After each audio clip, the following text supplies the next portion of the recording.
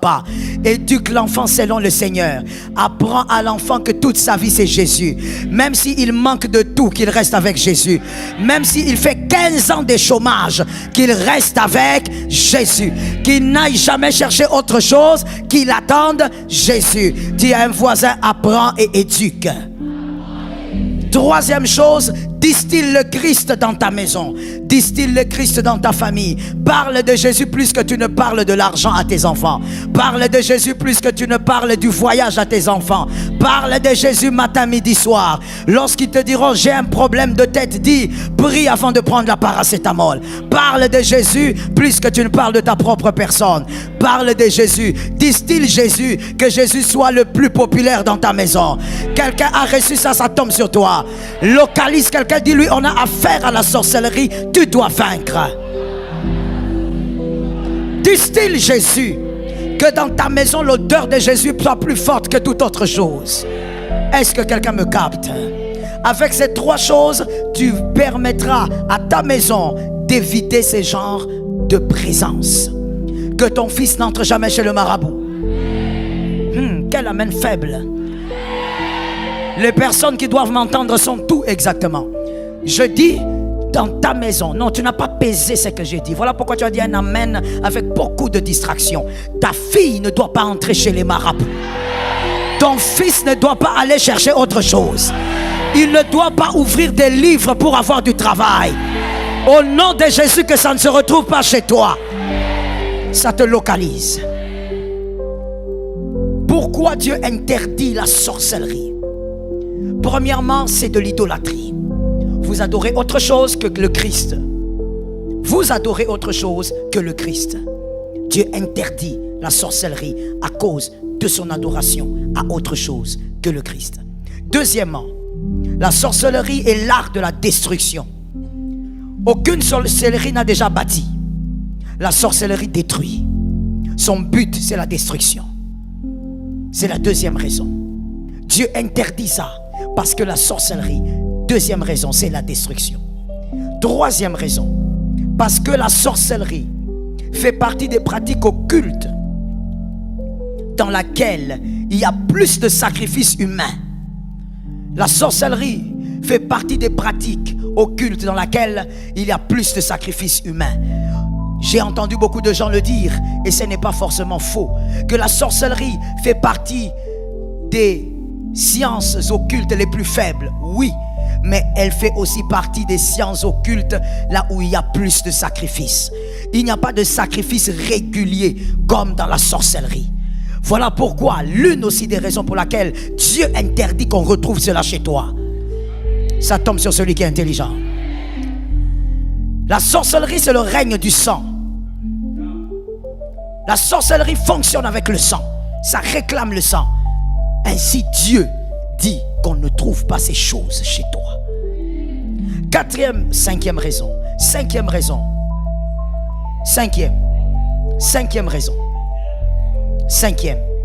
La sorcellerie se distille différemment de la magie blanche.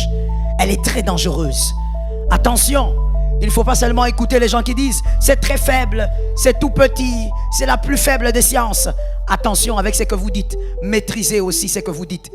La sorcellerie se distille plus facilement que la magie blanche et que toutes les autres sciences occultes. Pourquoi? Premièrement, nous sommes dans le 5. Premièrement, elle se distille facilement parce que elle peut se donner sans consentement. Dans toutes les autres sciences occultes, il faut l'initiation. Et qui dit initiation, il faut l'accord de la personne. Il faut l'accord de l'initié. Mais dans la sorcellerie, même sans ton consentement, on peut t'ensorceler. La chose qui permet l'ensorcellement, c'est l'accès. Une certaine porte a été ouverte, mais on peut t'ensorceler sans ton consentement. Voilà pourquoi nous pouvons entendre parler d'une sorcellerie inconsciente. La personne n'a pas accepté. Elle ne sait même pas quand ça s'est passé, mais elle a été ensorcelée. Dans la magie blanche, ça ne se fait pas. Avant d'initier quelqu'un, la personne doit être d'accord de l'initiation. Et elle entre dans l'initiation. La sorcellerie semble petite. Elle semble faible parmi toutes les autres sciences occultes. Mais elle est très, très dangereuse. Que Dieu te donne la victoire. Voilà pourquoi j'ai béni les adorateurs. Ils ont élevé Jésus. Ils ont fait la louange. Pour briser le pouvoir de la sorcellerie, il faut élever Jésus. Si tu n'élèves pas Jésus, mon frère, tu dis que tu viens seulement avec ton jeûne, on va te dévorer. Il faut élever le nom de Jésus, le nom qui est au-dessus de tous les noms. Tu vas avec ça élever. La sorcellerie va s'affaisser. Que l'Éternel te donne la victoire ce soir. Dis à un voisin, une voisine, ce soir, on a affaire à la sorcellerie de ta famille. Tu dois vaincre au nom de Jésus. J'ai dit qu'elle est nocive aussi parce qu'elle se distille sans le consentement de la personne. Elle se donne sans le consentement de la personne. La deuxième dangerosité de la sorcellerie, nous sommes toujours dans les 5.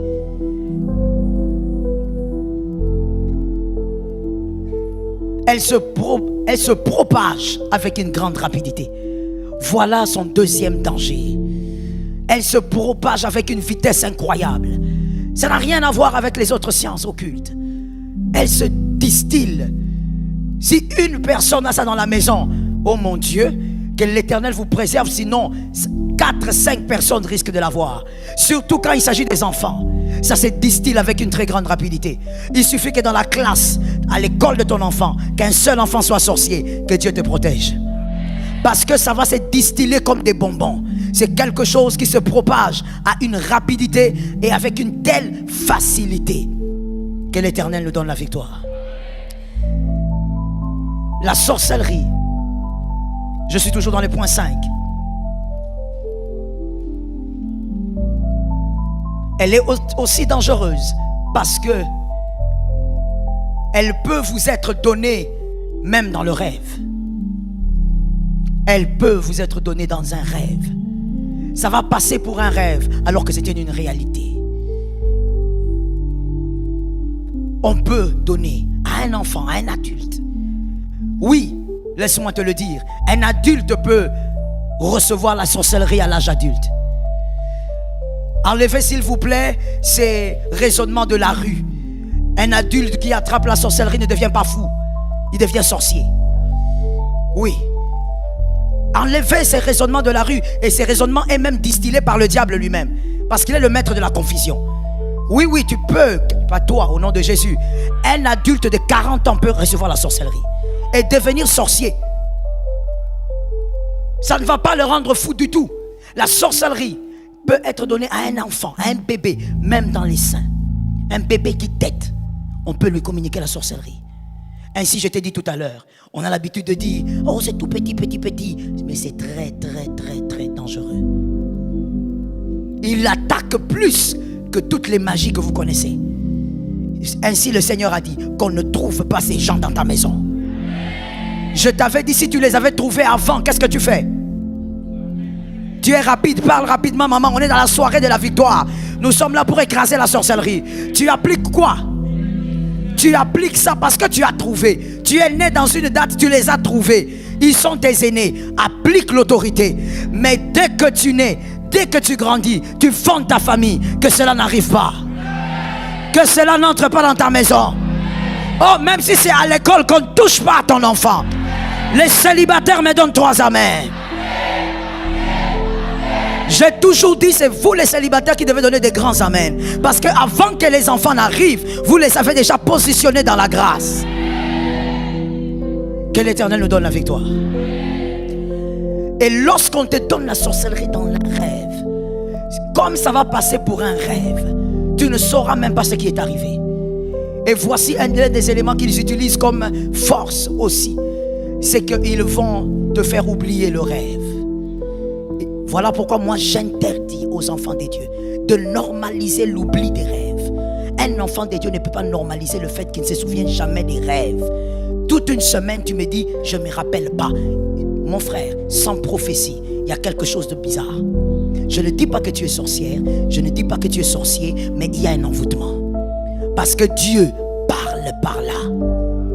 Et ce qui se passe dans ton sommeil, tu dois le connaître. Parce que le monde des ténèbres aussi passe par ce canal. Localise-moi quelqu'un, dis-lui que Jésus te délivre de cela ce soir. Dis à quelqu'un d'autre que l'onction de Dieu soit sur ta tête ce soir. Ah, parle avec autorité. Dis à quelqu'un d'autre que les voleurs des rêves ne viennent plus. Au nom de... Nous y allons. Les autels de la sorcellerie.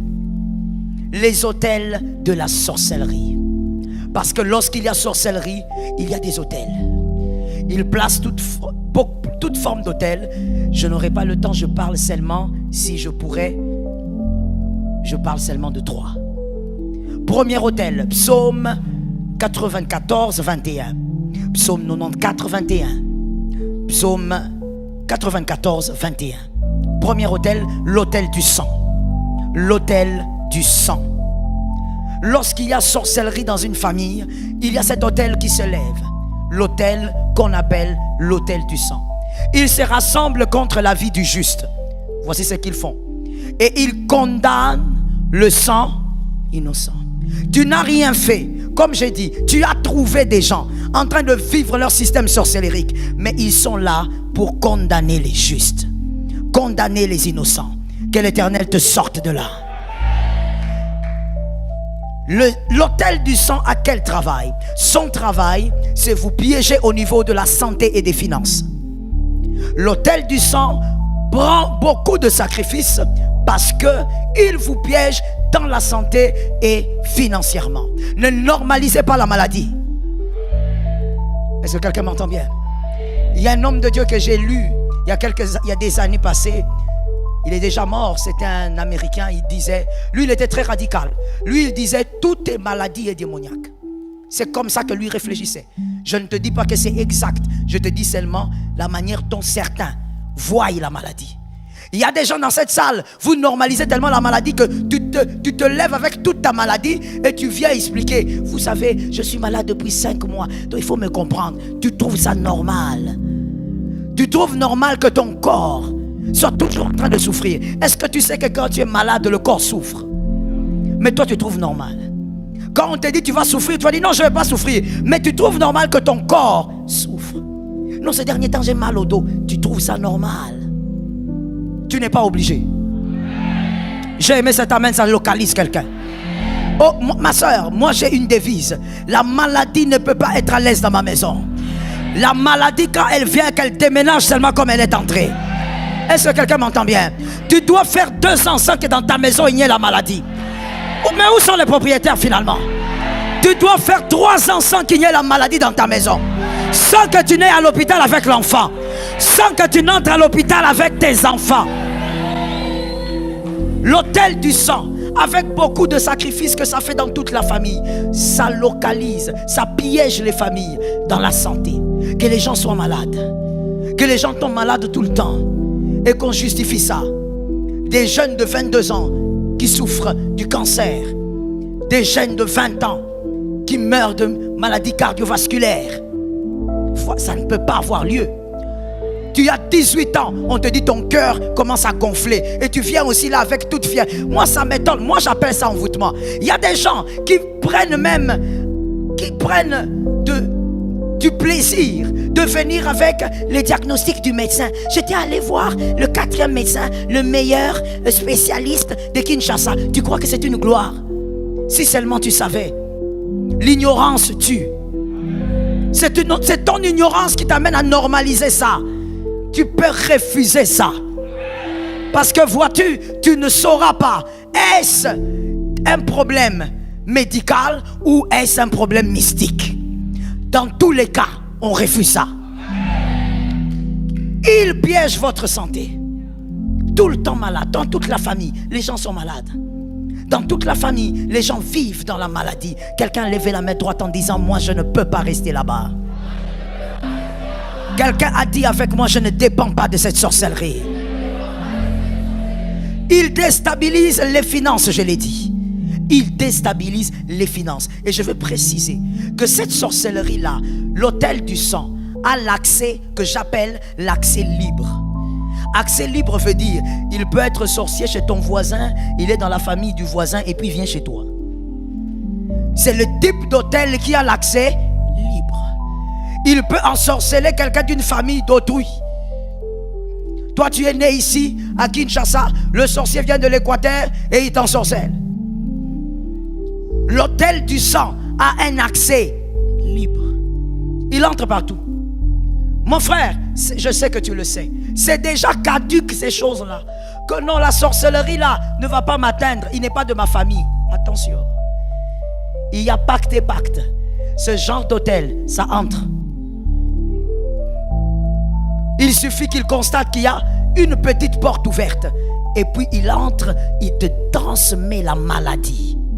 Tu vas à l'hôpital, tu as mal, mais on ne voit rien. Que Jésus te donne la victoire. Ma soeur, le jour que le diable a osé, le sorcier a osé m'attaquer comme ça, c'est ce jour-là que moi et la maison, le contrat a été modifié. Yes. C'est ce jour-là que moi j'ai connu Mangengenge, que je connais Louzizi là. Les montagnes de prière ici en RDC, c'est là que moi j'ai connu ça. Lorsque je vais à l'hôpital, je ne dors pas la nuit. Je tousse comme quelqu'un qui a la tuberculose. Je n'arrive pas à dormir. Je vais à l'hôpital. Vous n'avez rien, madame. Je n'ai rien. Comment je n'ai rien? Vous ne comprenez pas que je ne dors pas. Mais vous n'avez rien. Je dis, ah bon? Je change un peu d'hôpital. Je change d'hôpital. Même résultat. Vous n'avez rien. À la deuxième fois, ne va plus. Pourquoi tu es en retard comme ça?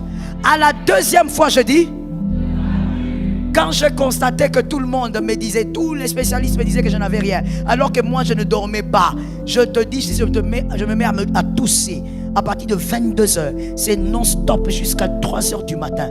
Je tousse et je tousse et je tousse. J'ai mal partout. J'ai dit, c'est bon, j'ai compris.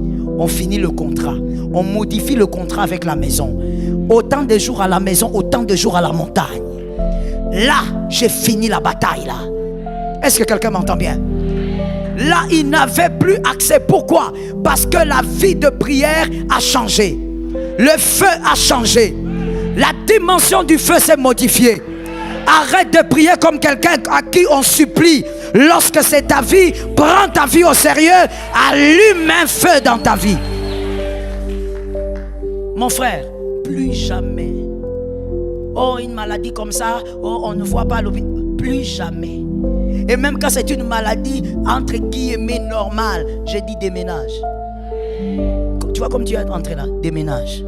Moi je vais me réveiller le matin normal. Et je me réveille normal. Si on t'attaque dans le surnaturel, toi tu cherches le naturel. Tu vas finir comment? On t'attaque, on attaque tes enfants par l'hôtel du sang. Toi tu prends des médicaments, tu élèves une montagne de médicaments. Tu donnes aux enfants, tu gaves les enfants. Après ça, rien. Et puis on te dit, le sang commence à diminuer. Et puis tu prends le téléphone. Pasteur, aventurier, tu es en train de jouer avec les choses surnaturelles. On traite le surnaturel avec le surnaturel. On traite le feu avec le feu. On traite la puissance avec la puissance. Mon frère, je ne t'interdis pas d'aller à l'hôpital, mais je dis ceci, avant de penser même à l'hôpital, pense d'abord à allumer le feu là-bas. J'ai vu des gens aller à l'hôpital, l'enfant meurt à la porte. Dieu n'a pas pris l'enfant, laissez-moi ça. Je ne suis pas de cette théologie-là. Dieu n'a pas pris l'enfant, on t'a volé l'enfant. Et tu es là en train de regarder. Tu as couru là-bas, je ne veux pas citer les noms. Tu as couru à cet hôpital. Oh, il y a un très grand spécialiste là-bas. Il n'y a pas plus grand que le pouvoir du nom de Jésus. La sorcellerie, on ne le voit pas avec le microscope. On ne le voit pas. Tu parles de quoi? Chaque chose a sa place. Le naturel avec le naturel. Le surnaturel monte. L'autel du sang. Et dans la famille, lorsqu'il y a ces choses-là, cet autel de sang, ils se servent beaucoup de sacrifices. Les gens meurent, on attribue ça à autre chose, alors que l'autel est en train de boire le sang. Que Jésus te donne la victoire. Deuxième autel, l'autel des sortilèges. Cet autel-là a l'accès exclusif. Ça, c'est un autel de famille, comme on dit. Ça ne peut pas entrer dans une autre famille. C'est l'autel exclusif. L'autel des sortilèges. Ésaïe 47, 10 à 12. Ésaïe 47, 10 à 12. Tu as fait confiance dans ta méchanceté Et là, nous parlons à tous ces sorciers-là. L'Éternel est notre victoire. Tu avais confiance dans ta méchanceté. Tu disais, personne ne me voit. Dieu te voit. Ta sagesse et ta science t'ont séduite. Et tu disais en ton cœur, moi et rien que moi. Dans cette famille, personne ne se mariera si moi je ne parle pas. Dans cette famille, babonga totala. Traduction, dans cette famille, qu'il progresse et que l'on voie. Tu vas progresser, ils vont voir. Ça te localise. Écoute ce que Dieu dit. Le malheur viendra sur toi sans que tu n'envoies l'aurore. La calamité tombera sur toi. C'est ce soir que la calamité va tomber sur eux. Donne-moi un amen normal. La calamité va les localiser sans que tu ne puisses la conjurer. Ils n'auront pas la capacité d'éviter ça. Le feu qu'on va envoyer cette nuit, ce soir, ils n'auront pas la capacité d'éviter ça. Écoute bien. Et la ruine fondra sur toi. Tout, ils ne s'imaginent pas que c'est aujourd'hui. C'est pourquoi Dieu a dit tout à coup. Ça veut dire dans leur calcul, ils pensent que c'est comme tous les jours. Que non, la petite là est allée à l'église comme tous les jours. Le garçon là, il est allé à l'église comme tous les jours. La Bible dit tout à coup. Ce soir, le tout à coup descend dans le monde des ténèbres. Le tout à coup va agir dans le monde des ténèbres. Brusquement. Amarazikaya Masha. La liste noire va brûler brusquement. Leur liste satanique va brûler. Non, tu n'as pas bien répondu. Brusquement. Quand on est venu ce soir, ils se sont dit seulement que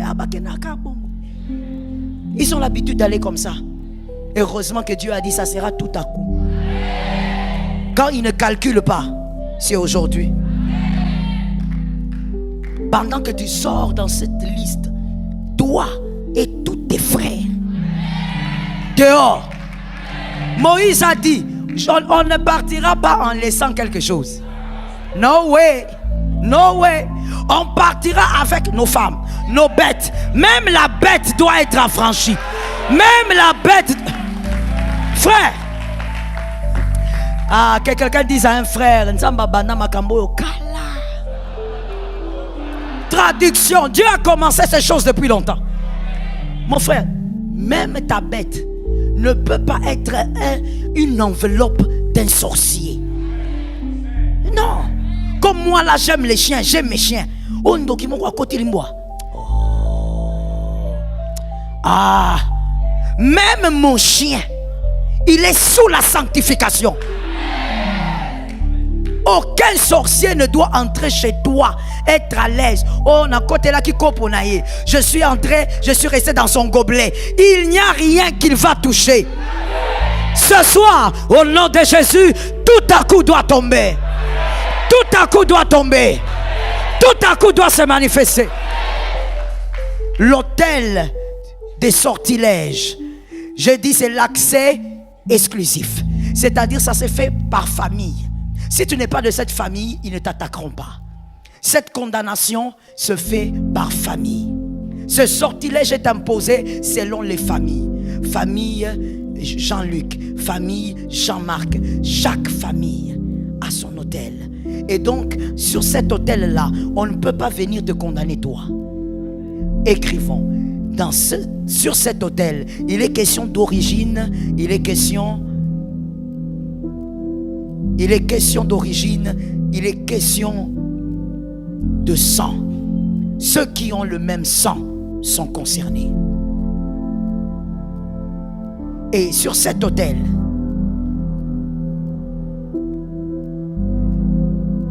comment procède-t-il dans le monde de la sorcellerie? Voici comment il procède. Celui qui est le chef du moment, le sorcier en chef de la famille, paternelle ou maternelle, parce que n'oubliez pas que les deux familles, les sorciers collaborent. Toujours. Même lorsque tu vas te marier, les sorciers de chez toi vont collaborer avec les sorciers de chez ton mari ou chez ta femme. Ça veut dire vous êtes mariés, eux aussi se sont mariés. Ils se sont retrouvés. Et quand ils vont se retrouver, là, Dieu dit, ah, mon cher Osalaka, ils se retrouvent aussi. Ils collaborent. Les sorciers de la famille maternelle et paternelle collaborent. Et donc, dans le monde de cette sorcellerie, face à cet hôtel de sortilège, voici ce qui se passe. J'aimerais l'expliquer de manière simple. Saint-Esprit, donne-moi l'intelligence pour expliquer cela de manière simple. Pour expliquer cela de manière simple. Lorsqu'il vient, le sorcier en chef, que ce soit de la famille maternelle, paternelle, quand ils se mettent ensemble, il y a l'un des deux qui est plus vieux. Le plus vieux, celui-là, il prend des symboles. Ça dépend de chaque famille et de chaque sorcellerie. Il prend des symboles. Je prends un exemple, ça peut être, donnez-moi vos stylos. 1, 2, donnez-moi troisième stylo, merci. Quatrième stylo. Ok. Ils prennent par exemple, ça c'est un exemple, ils prennent des symboles. Par exemple, ces stylos. Il vient avec comme ça. Et puis il dit, ça c'est ma famille. C'est ma famille. Quand il dit ma famille, il parle de tous ceux qui ont son sang. Il vous pose sur l'autel et il dit, voici toute ma famille. Et quand il faut déclarer une malédiction, les autres sorciers l'aident à déclarer la malédiction sur toute la famille qu'il a présentée. Voilà pourquoi lorsque nous sommes au moment des offrandes, prends ces moments-là très au sérieux. Parce que ce que tu ne sais pas, c'est que et dans les mondes divins et diaboliques, on présente toujours la famille par rapport à quelque chose. La famille est toujours symbolisée par quelque chose. Et donc sur cet autel, il présente. J'ai vu un sorcier qui, lui, malheureusement, il est mort avec sa sorcellerie. Je donne ça à qui? Merci, aidez-moi. Il est mort avec sa sorcellerie parce que lui ne voulait pas l'abandonner. Lui disait que dans le monde sorcellerie, quand il amenait sa famille, il représentait sa famille par des billes. Vous voyez des billes que les enfants jouaient à une époque. Voilà. Et au fait, dans ce monde-là, chaque sorcier de famille a ses symboles. Ça dépend. Lui, c'était des billes. Quand il met les billes là, ce sont tous ses neveux, ses cousins, ses nièces. Tout le monde, grand frère, petit frère, tout celui qui a son sang est là. Sur l'autel des sortilèges. Et quand il les présente, c'est pour que les autres sorciers l'aident à maudire tous les membres de sa famille. La sorcellerie, c'est la destruction. Je te l'avais dit. Et ils vont lancer des sortilèges pour imposer, premièrement, l'instabilité dans tous les domaines. Généralement, sur l'autel des sortilèges, c'est l'instabilité dans tous les domaines. Tu vois, les gens sont instables, en désordre.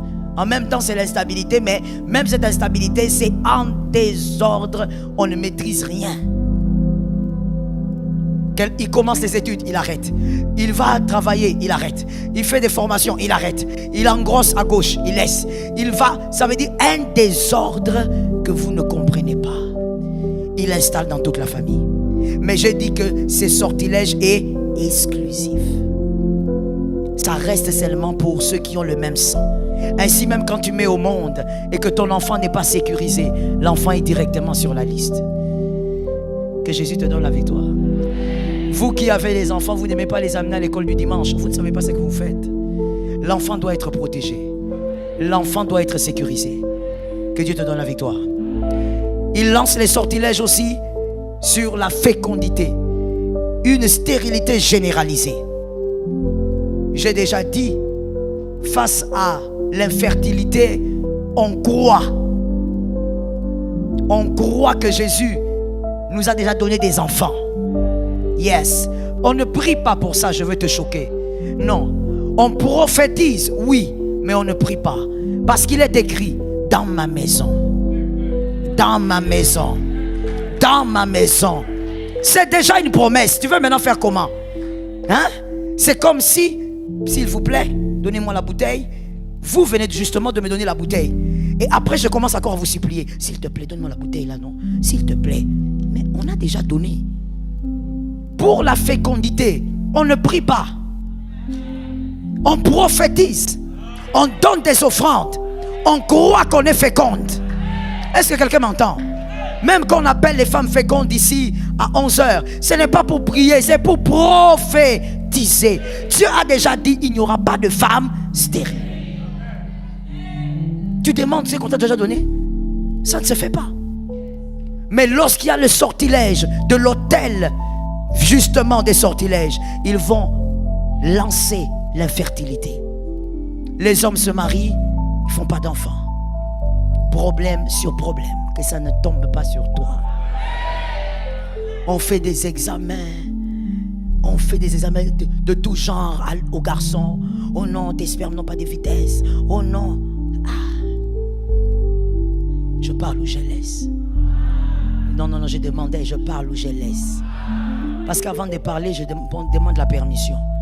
C'est pour dire que si je parlais déjà et que je demande la permission, il faut vraiment que tu m'entendes bien et que tu sois préparé. Mais non, toi cette affaire, je sais que médicalement parlant, ça peut arriver. Que quelqu'un tombe malade, un homme tombe malade et puis il y a des problèmes avec ses spermatozoïdes. Je sais que c'est possible. C'est possible. Mais moi, je fais en fait avec mon raisonnement un peu trop loin peut-être. Je sais pas. Mais je veux quand même réfléchir. Je ne veux pas m'arrêter de réfléchir parce que les hommes pensent autrement. Je veux réfléchir. Tes spermes n'ont pas de vitesse. Maintenant, les spermes du cheval.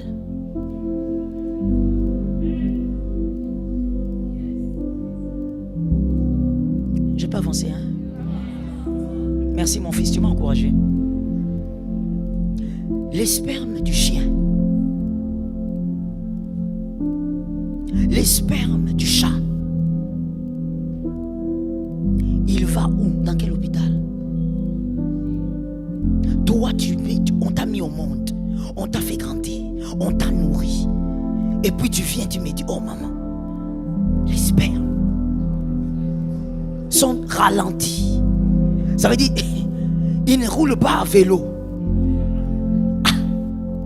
Mais je regarde les animaux. Gratuits. Je t'avais dit dernièrement, j'ai fait castrer ma chatte d'ailleurs. Parce que la manière dont elle me bat, on a peur qu'elle meure. Non, je t'ai dit par moi, je ne sais pas combien de fois elle tombe enceinte ma chatte là. Mais toi, qu'est-ce qui se passe? J'essaye seulement de réfléchir. L'apôtre Paul nous a appris que quand on réfléchit entre nous, regardons aussi la nature. C'est ce qu'il nous a appris. J'utilise seulement une écriture qui dit que regarde aussi un peu la nature qu'elle t'enseigne. Quand toi tu as des maladies comme ça, frère, et on te dit que voilà à cause de ça, tu ne peux pas mettre au monde, ou bien il faut que, papa, tu commences à prendre des médicaments. Certains médicaments te changent même la peau. Je parle aux frères, est-ce que vous m'écoutez bien? Il faut comprendre leurs émotions. Certains, maman n'avait pas appris ça. Donc quand moi je parle, ils sont un peu dépassés. Vous êtes dépassés? D'accord. C'est quoi? Tu prends des médicaments, tu prends aussi, la vitesse aussi ne vient pas. Ah, ce n'est pas possible. Et dans le mariage, vous verrez qu'une femme dit, je suis fatiguée, je vais le quitter. Maman, ne dis pas ça. Tu vas les quitter pour ton... Ah, comment tu vas dire aux gens pourquoi tu es parti? Vous voyez un peu là, hein? Moi, ça s'appelle mon amoutou. C'est quand même l'enfant aussi de quelqu'un. La honte là, tu vas exposer les garçons d'autrui. Hein? C'est mieux même de dire non, je n'en peux plus parce qu'il est impoli, il est arrogant. Mais maintenant, toi, les parents du garçon vont demander, maman, tu pars pourquoi? Bon, papa, ça ne va pas. Oh. Même le papa est dépassé. Mais c'est quoi? On n'arrive pas à dire. Pourquoi tu normalises? Est-ce que tu es obligé? Ceux qui ne sont pas malades, ne sont pas humains. On lance l'infertilité. Madame, tu fais tout. Le bébé ne vient pas. Entre un peu dans les mondes des esprits. Est-ce que quelqu'un m'entend bien? Lorsqu'une femme qui a un problème de fertilité vient me voir, je lui pose la première question. Est-ce que tu as vu les médecins? Oui. On a dit quoi? On a dit ça. Ok, maintenant on entre dans les domaines spirituels. La sorcellerie bloque aussi la fertilité. On vous lance ça dans une famille et vous devenez comme ça. Vous savez, l'infertilité de la femme, très souvent, il peut être exposé. Vous pouvez même en parler en famille. Vous pouvez même prier. Mais quand c'est l'homme, on ne parlera pas. Et généralement, beaucoup de femmes portent l'infertilité de leur mari sur leur dos. On accuse la femme, mais c'est l'homme qui a le problème. Et la femme porte ça. Comme on lui a dit, serre le cœur. Elle porte. Tout le monde lui dit, ah, toi aussi. Et des fois même, c'est la maman même du garçon qui parle. Robot tâté. Et la fille regarde seulement comme ça, elle regarde cette maman ici.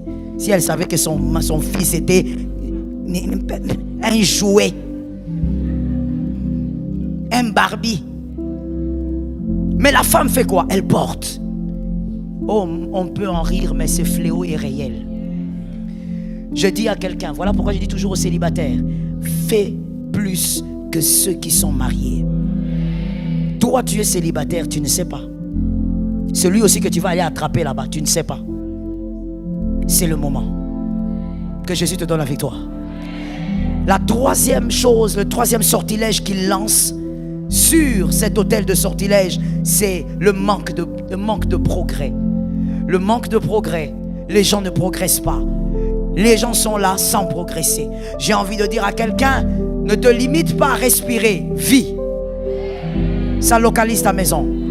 Ça localise ma maison. Ne te limite pas à respirer. Tu dois vivre. Il y a des gens, on a lancé le sortilège sur la famille. Vous allez boire, manger, mais progresser. Non. Tu achètes une voiture, ça fonctionne 2 mois. Après le 3e mois, parce que tu ne dois pas progresser. Regarde un voisin, dis-lui, on te fait goûter la grâce et puis on te l'arrache. Qui est en train de sortir même de cette affaire? Dieu ne fait pas goûter la grâce. La bénédiction de l'Éternel ne se fait suivre d'aucun chagrin. Quand Dieu te donne, c'est pour que la grâce grandisse. Tu vas détruire ce sortilège au nom de Jésus. Cet autel sera renversé. Ah, ça va se briser en miettes. Vous êtes là, vous mangez, vous buvez, mais vous ne progressez pas. Non. Joseph a été sage. Je t'ai parlé de lui la fois dernière. Il est intendant dans la prison, mais il sait qu'il est en prison. C'est pas parce qu'il est chef là-bas qu'il est devenu bien. Non, il dit, ici là je dois sortir. Quand il interprète le rêve, il dit, souviens-toi de moi. Quand tu seras dehors, c'est pas parce que je suis patron ici que je suis quelque chose. Écoute, même le commun de mortel a dit, dans le monde des aveugles, merci, merci. Ne sois jamais le borgne. Je ne parle pas d'une chose physique, je parle d'une chose spirituelle.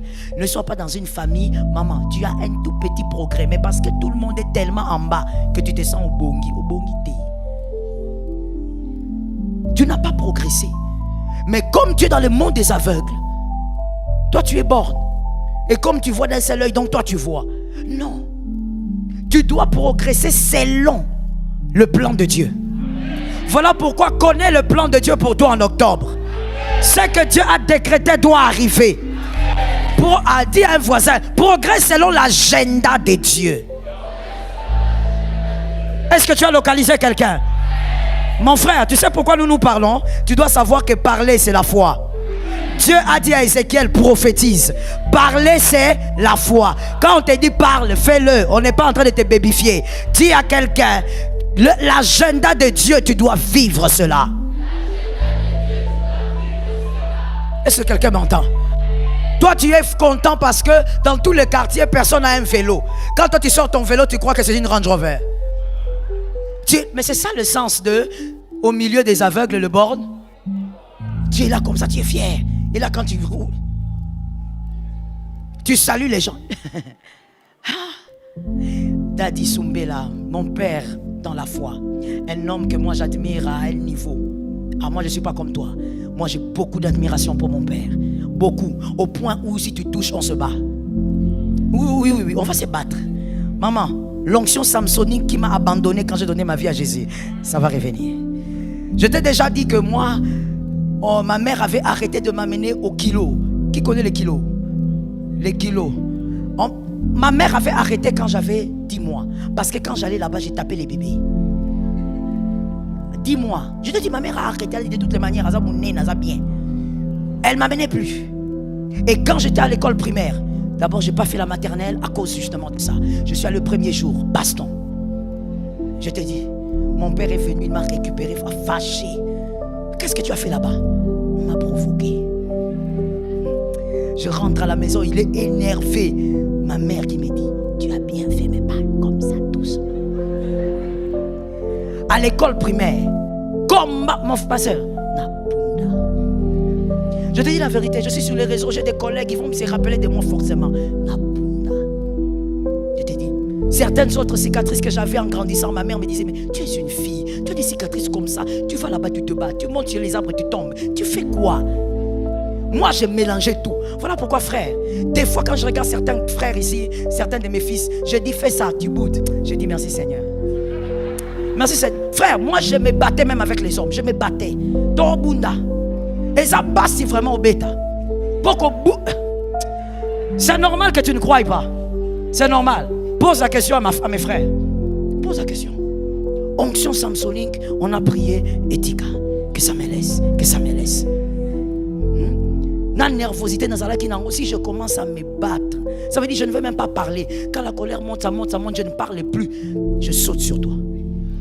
Ah maman, mais Dieu est fidèle. Comment j'allais faire vraiment avec mon mari? Maman, j'allais faire quoi? Il allait m'amener à la délivrance combien de fois? Merci Seigneur pour la délivrance. Donc de temps en temps, il ne faut pas ressusciter ça.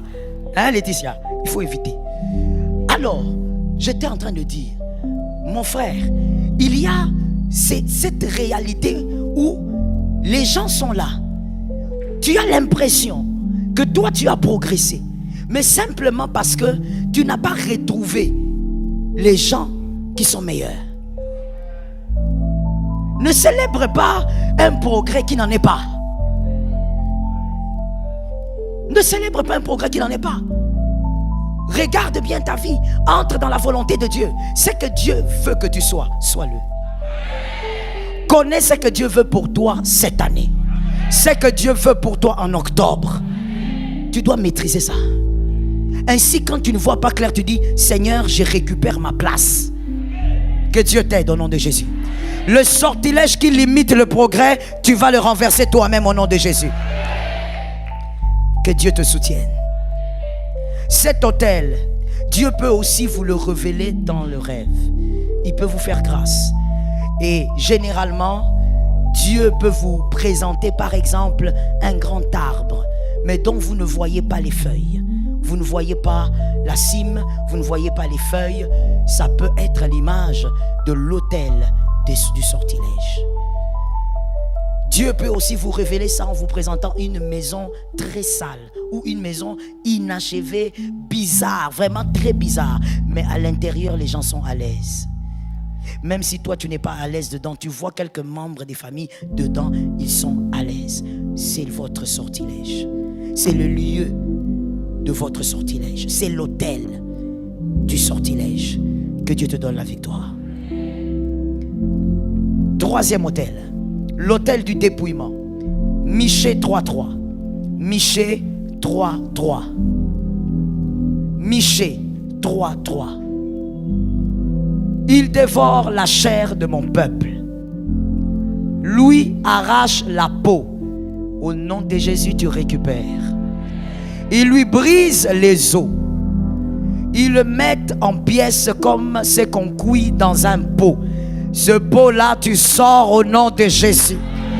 Le pot est en même temps brisé au nom de Jésus. Comme de la viande dans une chaudière. Tu n'es pas de la viande. Oh, les sorciers, lorsqu'ils font leurs choses, toi, tu n'es pas leur viande. Ni toi, ni tes enfants. Ni ta femme, ni ton mari. Ça localise ta vie.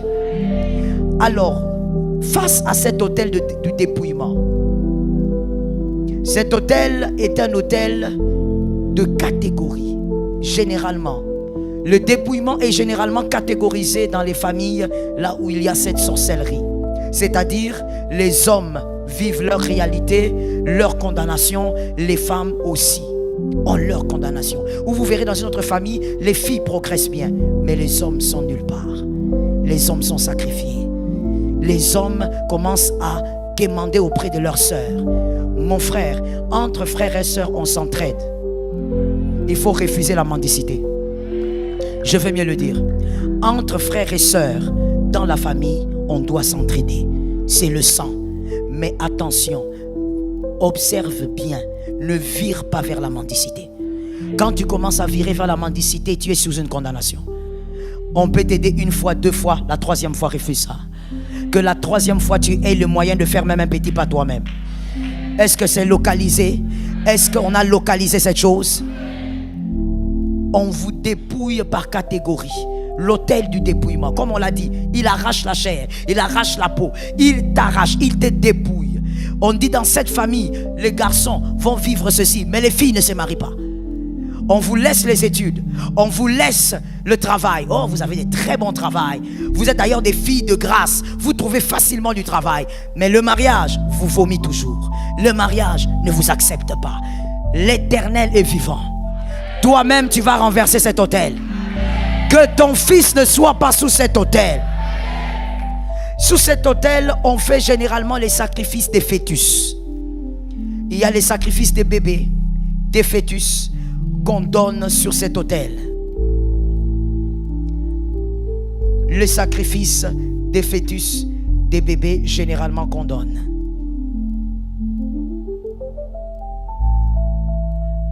Il y a aussi un deuxième type de sacrifice qu'ils font. Au nom de Jésus, que ça ne t'arrive pas. Ils utilisent les membres du corps des vivants. Ça, il y en a beaucoup. Ils utilisent les membres du corps des vivants.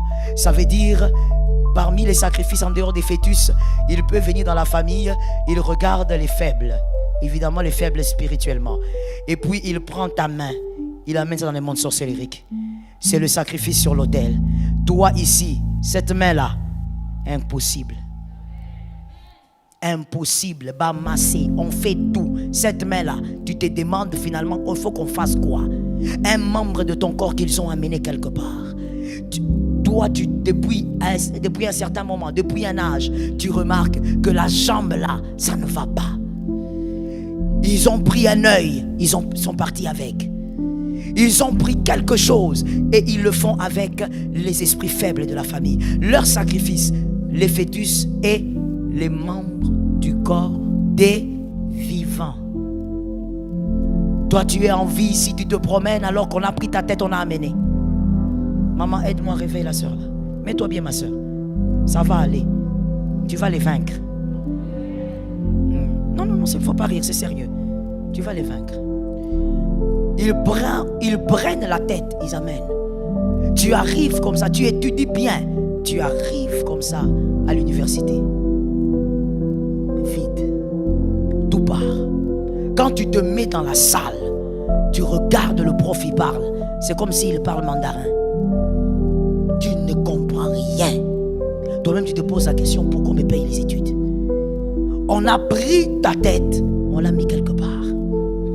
Quand il s'agit d'autre chose, écoute bien, quand il s'agit des choses qui ne correspondent pas à ta destinée, tu es là, tu es concentré. Quand il s'agit de tout ce qui peut amener ta destinée à l'épanouissement, la tête est partie. Tu es ici, mais ton ventre est ailleurs. Toi, tu as toujours des douleurs de ventre que la nuit. Pourquoi? Une fois même, j'avais dit aux dames, ça fait des années, je le redis aussi aujourd'hui, écoute, avec Jésus, Jésus est tellement une grâce. J'aime cet amen. Alors que je vais parler aux dames, elles ne donnent même pas un amen. Je dis Jésus est une grâce. Toute celle qui sait qu'elle est femme, qu'elle me donne un amen. Jésus est une grâce. Tu sais, avec Jésus, tu peux même dire, même ce qui est normal, les douleurs de menstru, je refuse ça. Tu refuses ça, c'est tout. Tu refuses ça, ça va venir. Quand ça va venir, tu vas sentir la douleur. Tu refuses encore. Tu persévères. garde la foi jusqu'à ce que ça parte. Ah oui. Toi, jusqu'aujourd'hui, tu te tords, tu roules. Il faut qu'on te mette les pieds en haut. On te met un habit mouillé sur la tête.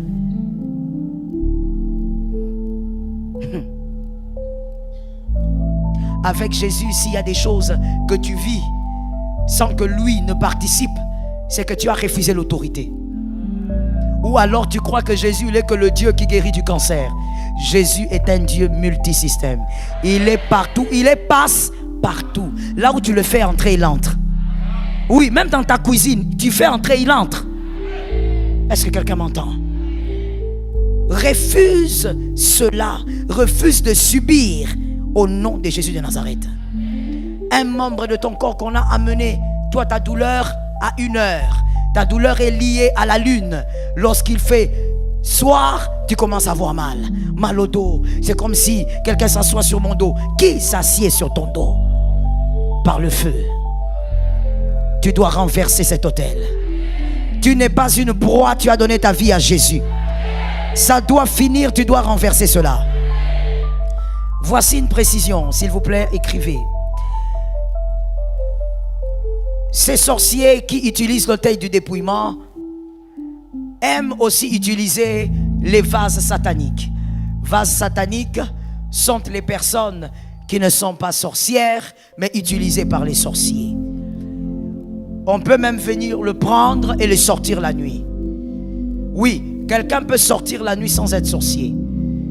Utilisé par les sorciers. Le sorcier vient le prendre, il ne sort pas par lui-même. Le sorcier utilise le code pour qu'il sorte. On le prend et on l'amène. Et quand il va là-bas, généralement, ils vont travailler ou il va travailler. Le vase satanique est un travailleur pour les sorciers. Comment est-ce qu'ils choisissent le vase satanique? La faiblesse spirituelle. Avec Jésus, ne baisse jamais. J'ai entendu? Avec Jésus, que ta vie spirituelle ne baisse pas. Sois toujours en train de monter. Vaut mieux encore que tu sois statique au lieu que tu baisses. Oh, ces derniers temps, je me sens fatigué. Oh, c'est quoi le remède quand on est fatigué pour prier? Lève-toi. C'est tout. Toi, tu crois qu'il y a une formule qu'on va te donner? Non, fais ceci. Tu as sommeil, va laver le visage. Tu n'as plus de force pour prier, lève-toi pour prier. Tu sens que la fatigue, vous savez, quand tu veux commencer des moments de prière et que tu sens une grande fatigue, comprends que tu as été visité. Oui. Oh, je te le dis. Comprends que tu viens de recevoir une visite diabolique. On veut t'empêcher de prier, que rien ne t'empêche de prier, c'est une puissance. Aide-moi à dire à quelqu'un, la prière est une puissance. Monte dans la prière.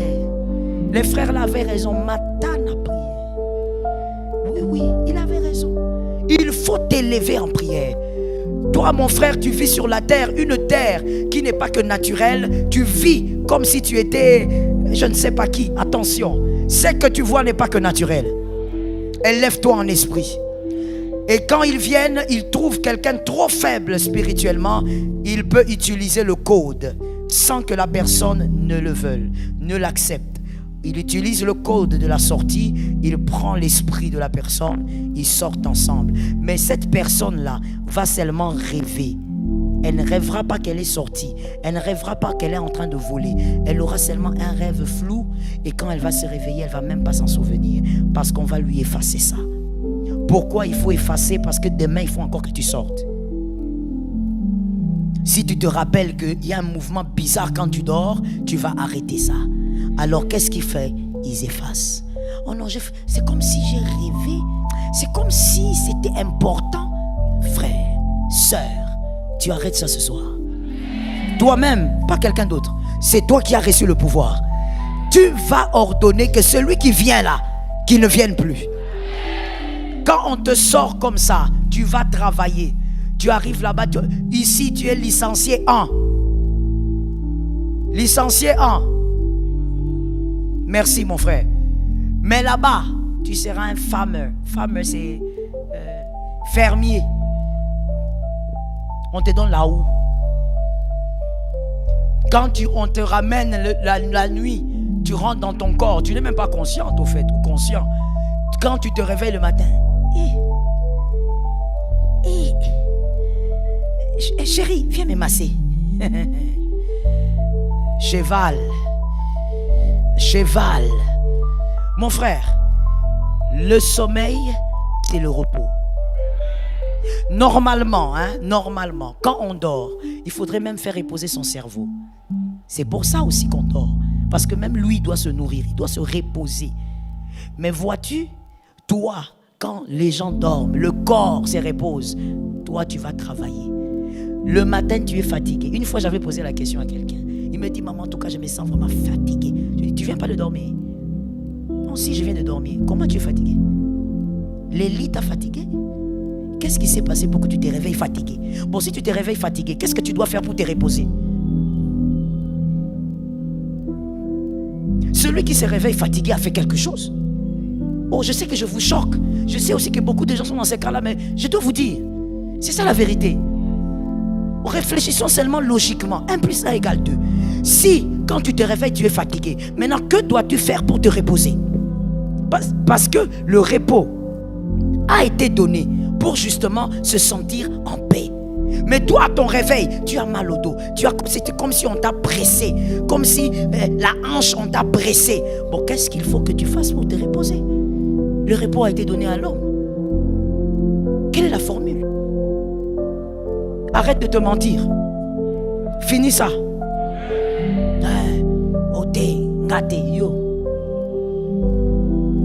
Traduction. Oh non, ça ne peut pas être moi. C'est toi. 1 + 1 = 2. Ce que tu vis le matin quand tu te réveilles n'est pas normal. Certaines personnes, quand elles se réveillent le matin, après un sommeil, un dodo d'au moins 6 heures, 5 heures, 8 heures, 4 heures, je ne sais pas. D'autres même 5 heures seulement. Quand ils se réveillent, ils se sentent régaillardis. Il est tout joyeux. Le corps a repris. Toi, non. On dirait les os. Tu as quel âge comme ça que tu es en train de crier les os? Il faut regarder la vérité en face. Il ne faut pas s'élever. Plus tu te mens, plus tu es en train de perdre le temps. Non seulement tu perds le temps, mais on te fait des choses. Et tu verras quelqu'un quand tu te lèves comme ça, tu vas peut-être voir une tante, un oncle. Il te regarde, il dit, ça va? Ça va? Ça c'est l'oncle qui te demande, parce qu'il sait ce qu'il t'a fait la nuit. Traduction, il te regarde, il te dit ça va, ton dos là va bien. Toi tu crois que papa me demande seulement. Oh, c'est lui qui a été le cheval. Tu as été son cheval, ânesse. Jésus a dit libérez l'ânesse, mais toi on te prend, on te met. Que Jésus te libère. Les sorciers jouent beaucoup à ces jeux là. D'autres encore, on ne va même pas te sortir. Les Saint-Esprit viennent de me le rappeler. On ne va même pas te sortir. Ils viennent seulement. Comme toi, vie de prière, 0. On a donné le verset ici. Prions la nuit, à genoux. Tu te rappelles, non? Tu avais dormi. Tu te rappelles, hein? Tu avais dormi. Vie de prière, même la prière des minutes qu'on fait, toi, tu ne fais pas. Tu es tellement dans l'envoûtement, tellement dans la distraction. Ils vont venir seulement là, sur le lit là. Lui avec un corps spirituel, toi avec ton corps étalé, comme tu aimes t'étaler sur le lit, comme si tu dors au bord, comme si tu veux tomber, comme si tu es au-dessus. Ils viennent là, ils montent sur toi seulement là. Ils commencent à jouer au cheval. Ils montent sur ta tête, ils montent partout. Tu te réveilles le matin. Douleur, hein? J'ai très mal à la tête. Tu viens de dormir. Tu as mal à la tête. Tu as fait la science avec qui? Tu as fait les mathématiques avec qui la nuit? Tu viens de dormir. Tu devrais te sentir bien. C'est pour ça que Dieu a donné le sommeil à l'homme. Pour se reposer, se refaire. Arrête de te tromper. Non, peut-être que j'avais trop travaillé le soir. Mais justement, quand on travaille beaucoup le soir et qu'on est épuisé, c'est ça le meilleur repos. Quand tu dors, le corps entier se repose. Quand tu te réveilles, tu es fort. Ne prends pas ça pour raison. C'est pas normal. C'est le sens inverse. Que Dieu nous donne la victoire. Le vase satanique qu'on sort la nuit parce que sa vie spirituelle est chaotique, le danger est qu'on peut l'utiliser aussi pour faire du mal à quelqu'un. Parce que comme je l'ai dit, le vase satanique n'est pas sorcier, mais on peut l'utiliser par les sorciers pour faire du mal. On le prend, on l'amène Je donne un exemple. Ta copine Juliette est un vase satanique, mais elle-même ne le sait pas. C'est important de savoir que les vases sataniques ne savent pas. Elle ne sait pas. On la sort toutes les nuits. Elle va travailler là-bas dans le monde sorcellerie, qu'elle revient, elle ne sait pas, elle ne se rappelle pas de ses rêves, elle constate seulement que son corps, des fois, est bizarre, mais bon, comme tout le monde, elle néglige. Alors, on veut détruire maintenant le fiançailles de cette sœur. Rappelle-moi ton prénom. Sarah. On veut détruire les fiançailles de Sarah par la sorcellerie de la famille de Sarah. Maintenant, qu'est-ce qu'on fait? On va utiliser Juliette, son amie, qui n'est pas sorcière, mais comme c'est un vase, ça veut dire on l'utilise. On va prendre une sémence, on va mettre dans le vase, exactement comme lorsqu'on met de l'eau dans un verre. Est-ce que le verre, c'est l'eau? Mais quand on met de l'eau dedans, il devient un porteur d'eau. On met la sémence en elle et on la laisse approcher Sarah. Comme c'est son amie, Sarah ne va se douter de rien. Maintenant, à un moment donné, les sorciers vont activer la semence qu'ils ont mis à l'intérieur de Juliette pour détruire Sarah. Ça peut être une destruction physique, c'est-à-dire détruire ses fiançailles physiquement, mais ça peut aussi être spirituel. Regardez-moi bien maintenant, s'il vous plaît. C'est-à-dire quoi une destruction spirituelle? On peut utiliser Juliette avec la sémence de la sorcellerie qu'on a déposée en elle. Elle ne sait pas. Elle est amie à Sarah. En approchant Sarah, on veut détruire les fiançailles de Sarah. On prend la sémence qui est en Juliette. On essaye de l'introduire aussi en Sarah. Mais quand on n'y arrive pas, comme Juliette c'est son amie, c'est une... Merci. Il y a des gens qui me suivent bien. Je suis béni. Juliette est une porte pour Sarah. Leur amitié, c'est ça la porte. J'ai toujours dit, attention aux amis. Cette amitié qui est une porte permet aux sorciers qui ont déposé sur Juliette la sémence de pouvoir, comme on ne peut pas l'atteindre, on va utiliser quand même la porte qui est Juliette pour influencer ses émotions. J'ai vu ce que je vous dis même dans le ministère. J'ai vu des gens se rebeller à cause de la sorcellerie. Les sorciers ont influencé les émotions, comme j'explique là. On influence les émotions de Sarah. Sarah est devenue seulement colérique envers son fiancé. Elle devient mal à l'aise, elle devient arrogante. Même le fiancé est étonné, mais Sarah n'est pas comme ça. Même Juliette elle-même, des fois, elle donne des conseils à Sarah. Ce sont des conseils sincères, parce qu'elle-même, elle est inconsciente. Oui, c'est sincère. Elle dit, mais Sarah, ton comportement, elle-même ne sait pas que ça vient d'elle. Les sorciers détruisent aussi les gens en touchant leurs émotions. Ils créent en toi une haine, une colère, une nervosité pour quelque chose qui est censé te bénir. J'ai vu ça. Et je vous dis, cette stratégie-là marche plus que même tuer quelqu'un. Ça marche grave. On touche aux émotions de quelqu'un et on l'éloigne de la bénédiction. Sorcellérique. Que Dieu te donne la victoire. Laisse-moi finir en te disant ceci. Lorsque votre esprit est sous le contrôle du Saint-Esprit, on ne vous touche pas. Mais le Saint-Esprit ressemble à un époux. Le Saint-Esprit contrôle l'esprit de la personne qui est soumise. Tu dois te soumettre au Saint-Esprit pour qu'il contrôle ton esprit. Si tu ne te soumets pas, il ne pourra pas contrôler ton esprit. Soumets-toi au Saint-Esprit. Tout ce qu'il te demande de faire, fais. Ce qu'il te demande d'arrêter, il va t'aider à arrêter. Gloire au Saint-Esprit. Il n'y a rien qu'il te demande d'arrêter que lui-même ne va t'aider à arrêter. En réalité, quand il te dit arrête l'impudicité, c'est lui qui va t'aider à arrêter ça. Quand il te dit arrête la masturbation, c'est lui qui va t'aider à arrêter ça. Que le Seigneur t'aide, soit sous le contrôle du Saint-Esprit. Que l'autel du dépouillement soit brisé ce soir. Au nom puissant de Jésus. Ne sois pas candidat à cette destruction. Est-ce que quelqu'un peut prendre son huile et mettre maintenant sur les deux mains? On va déclarer renverser l'autel.